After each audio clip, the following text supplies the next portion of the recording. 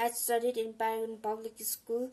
I used to do my homeworks. I used to do my classwork. Sometimes I didn't used to get time. I used to get less time to do my classworks and homeworks. I even used to ask the problem to the teacher.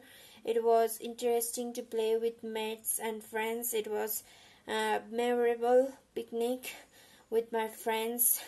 It was interesting. It was very challenging. I revised the school for second time in 10th grade. It was interesting. It was memorable, and we used to have programs, and we used to play with mates. It was interesting. I used to do my homeworks and classwork. Sometimes we don't used to get time.